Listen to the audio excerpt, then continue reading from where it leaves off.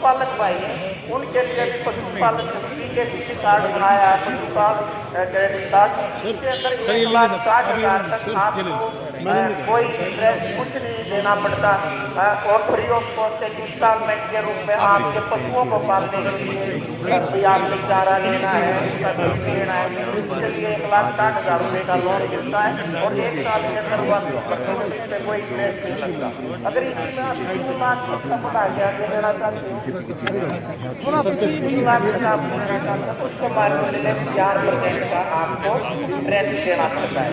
जब बहुत ही लुभाव स्कीम है, इसमें हमने ऑलरेडी 75,000 सीधे कार्ड अपने पशुपालक भाइयों को कर चुके हैं, जिससे कि 975 करोड़ का योगदान हमारे पशुपालक भाई है उनको मिल चुका है। अब ये गवर्नमेंट ऑफ इंडिया की स्कीम है बहुत सारी और ये 50-50 लाख के प्रोजेक्ट है, इसके अंदर कोई भी FPO HCO कोई भी भाग ले सकता है और इसमें बड़ी यूनिट है जैसे शीप एंड गोट की यूनिट है।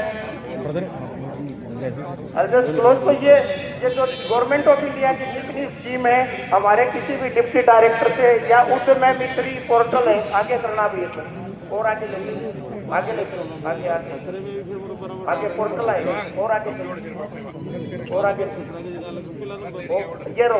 ये हमारे पोर्टल है गवर्नमेंट ऑफ इंडिया के। जो भी किसान भाई NLM उद्यमा मित्री portal.in AASIDF उद्यमा मित्री इनके ऊपर ये स्कीम ले सकते हो, ऑनलाइन ही अप्लाई करना है और 4-4 करोड़ के प्रोजेक्ट है जिसमें कि 2 करोड़ सब्सिडी है आपको साइलेज मेकिंग।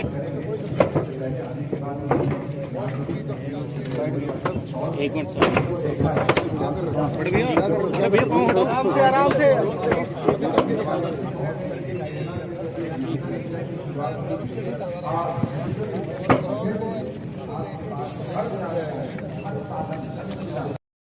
मित्रों, जिस प्रकार से मैंने अपनी बातचीत में भी बताया है कि प्रधानमंत्री जी का वो एक लक्ष्य कि हमको देश के किसान की आय को डबल करना है, उस नाते से बहुत नए नए आयाम देश भर में भी लागू किए जा रहे हैं जो सब प्रदेशों में लागू होते हैं। इसके अतिरिक्त हम अपने प्रदेश में भी कई नई योजनाएं बना करके और समाज का वो वर्ग जो किसी एक सीमा से भी नीचे है, ऐसे समाज के वर्ग को आर्थिक दृष्टि से एक प्रकार से उनको इस योग्य बनाना कि अपने परिवार का जीवन यापन ठीक से कर सकें, तो हमने कई योजनाएं चलाई हैं। उसी के अंतर्गत आज ये जो हम देख रहे हैं कि एक पैक हाउस कम कोल्ड स्टोरेज और कम प्रोसेसिंग सेंटर ऐसा प्रोजेक्ट है जिस पर लगभग 5.5 करोड़ रुपए की लागत इसमें आई है।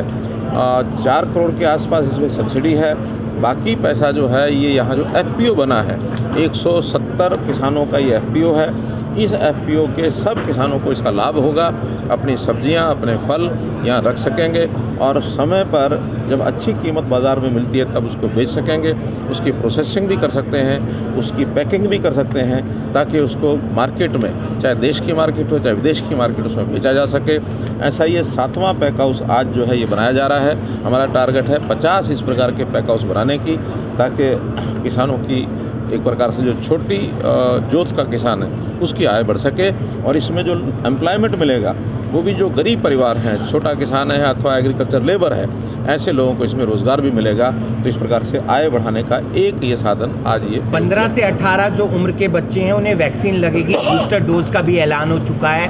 क्या तैयारियां हैं और क्या स्कूल बंद करने को लेकर भी कोई बातचीत या कोई रणनीति या कोई मीटिंग वगैरह? मैं इस विषय में प्रधानमंत्री जी का धन्यवाद करता हूं कि ये जो बढ़ता हुआ कोविड का प्रकोप तीसरी लहर का जो शुरू हो गया है, इस समय पर उन्होंने इस बात की चिंता की है कि जो 15 वर्ष से 18 वर्ष के बच्चे हैं उनको भी वैक्सीन का इंजेक्शन 3 तारीख से वो शुरू हो जाएगा और जितने भी हमारे 15 वर्ष से लेकर के 18 वर्ष के ऐसे हरियाणा के हमारे जो बालक होंगे, छात्र छात्राएं होंगी, इनकी संख्या लगभग 12 से 14 लाख होगी प्रदेश में।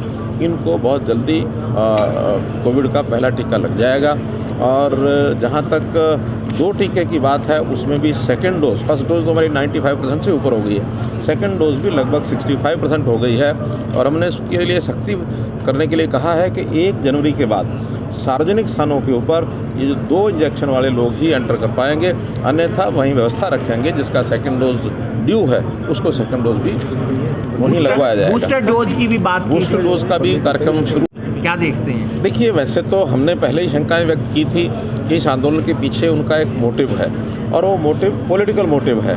हालांकि इस प्रकार के सामाजिक आंदोलन वो पॉलिटिकल मोटिव ना रख करके अगर करें तो शायद उनका लाभ समाज को ज़्यादा होता है, लेकिन इस प्रकार का जब पॉलिटिकल मोटिव रख के वो चले हैं तो किसान को भी समझ में आ गया कि ये उनकी जो लीडरशिप थी ये राजनीतिक महत्वाकांक्षी वाली योजना थी।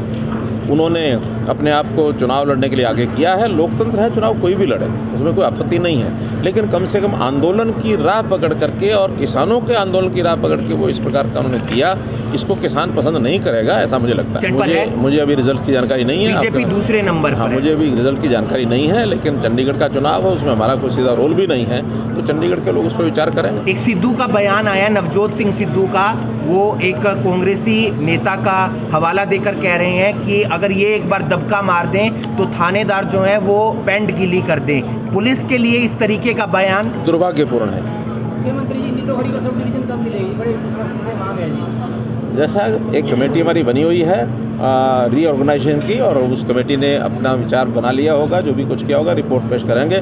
जैसे ही रिपोर्ट हमारे पास आती है तो उसके ऊपर विचार करेंगे। एक सवाल सर, कोई भी प्रोजेक्ट या एफपीओ बनाओ या माहौल बनाओ रहे हैं, एफपीओ जो है किसानों का ही है, किसानों की एक सामूहिक एक ऑर्गेनाइजेशन है और उसमें उनका लाभ हानि किसानों का ही होगा। हम तो सरकार की ओर से सब्सिडी देते हैं और एक बार सब्सिडी देने के बाद इसको अपने पैरों पर खड़ा होने के लिए एक जो इनकी ट्रेनिंग है, बाकी चीज़ें हैं, मार्केटिंग है, वो सब कराएंगे। एक फैसिलिटी इंफ्रास्ट्रक्चर बन गया है, अब तो किसान इसको चलाएंगे और किसान इसका लाभ उठाएंगे। सर, भूपेंद्र सिंह हुड्डा जो विपक्ष आपके समक्ष कार्यक्रम चला रहे हैं, कल मेवात में था, उन्होंने शायराना चुनौती दी आपको? नहीं, मुझे चुनौती की कोई चिंता नहीं है। जिस प्रकार की उनकी ज़मीन नीचे से ज़मीन खिसक गई है, जिसका उनको भी यकीन नहीं है, जो मैंने बताया था विधानसभा में कि जो ये यकीन नहीं कर रहे कि उनके नीचे की ज़मीन खिसक गई है, तो ज़मीन खिसकी हुई आदमी इसी प्रकार का बातें बोलेंगे, क्या करेंगे। सर, बागवानी यूनिवर्सिटी का क्या रहा सर? चुनावों में हरियाणा मुख्यमंत्री मनोहर लाल किस तरीके से सहयोग करेंगे? पार्टी की जैसी योजना बनेगी वैसा करेंगे। शुक्रिया सर।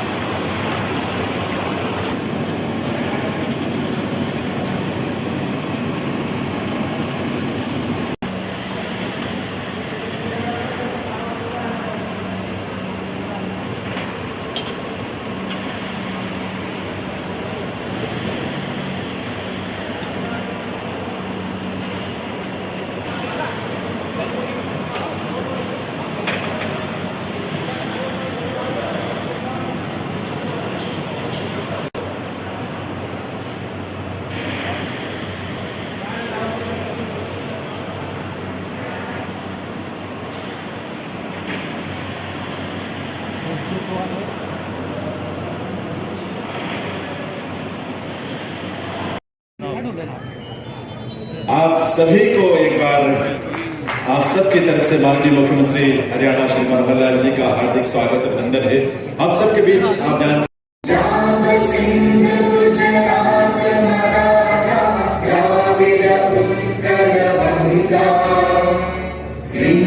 हिमाचल यमुना गंगा उच्चल